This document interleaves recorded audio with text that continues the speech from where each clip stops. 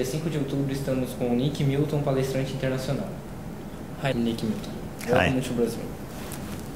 Thank you very much. How important is to event KM Brasil? I think an event like KM Brasil, I think it's really important. I think knowledge management, if you read the publications, has for too long been focused on North America and Europe. And now we're seeing events like KM Brasil in the Middle East, the Far East, South America. So I think at events like this, we are discovering knowledge management again, and we're discovering it, how it works for you in Brazil. So I think it's very important, very important. Okay. How can Brazilian business improve knowledge management in their culture? That's a big question. I think I'm going to answer it not just for Brazilian business, but for every business. How can you make it part of the culture? Well, first of all, you need to start to set the expectation. The expectation is that in our organization, whichever organization it may be, in our organization we will learn and we will share. And those are the things that drive knowledge management, the desire to learn, the desire to share. And if managers can start to set that expectation, then they will begin to influence the culture. And knowledge management can then provide the mechanism for learning and sharing. What do you think about trends of KM in world? Trends of knowledge management in the world. Well, I think there are some good trends, and I think there are some trends that are maybe taking us off course. I think the most important trend that I can see now is that knowledge management is being taken seriously.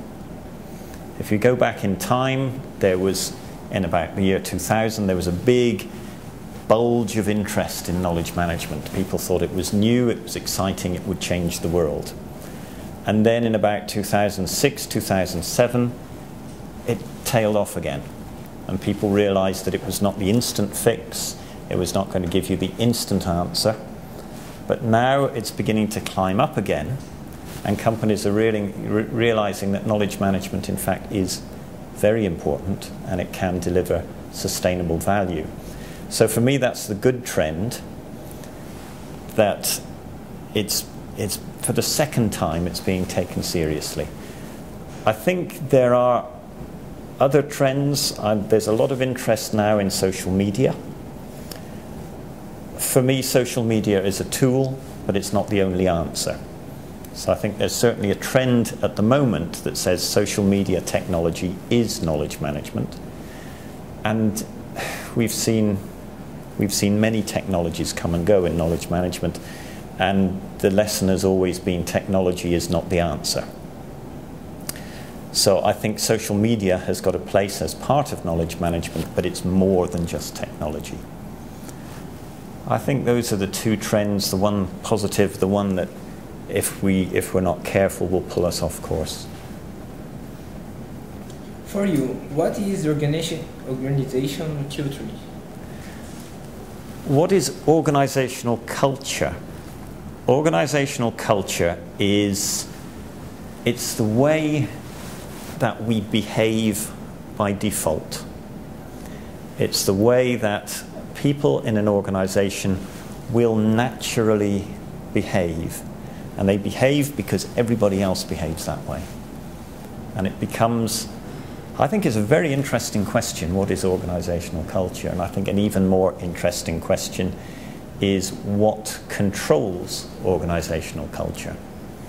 Because it's built into the systems, it's built into the processes, it's built into the thinking, until an organization is unconscious of its culture. It's just the way we work, the way we behave. And part of knowledge management implementation is thinking about how can we shift that culture. How can we shift that culture to a culture where knowledge is given value and it's given priority. So people automatically look for knowledge and share knowledge, which doesn't happen in most companies by default, but it can happen And I think there are a few examples around the world of companies where this is the culture. Do you like Brazilian culture? Do I like Brazilian culture? I've only been in Brazil one day, and I like it so far.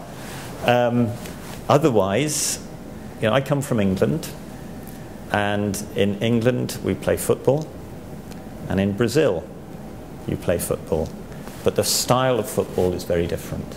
And what I think most companies admire about Brazilian football culture is the creativity, the spontaneity, and the artistry of that football. I guess it's part of the atmosphere that you have in Carnival as well, that samba atmosphere, the high energy, the creativity. So that much I like, and I'm looking forward to seeing more of it. How do you characterize a change in culture it relates to knowledge? How do I characterize a change of culture as it relates to knowledge? I'm going to be talking about this tomorrow in the KM Brasil conference. And I'll give you the short answer because I'm talking about it for an hour and a half tomorrow. The short answer is that the change in culture is a change from seeing knowledge as something personal to seeing knowledge as something collective. It's the change from knowledge is mine, and I'm going to look after it, and it's my knowledge and it's my power, to a culture that says knowledge is ours. We share it, we build it together, it gives us power. So it's a change from seeing knowledge as personal to seeing knowledge as something the group and the community holds.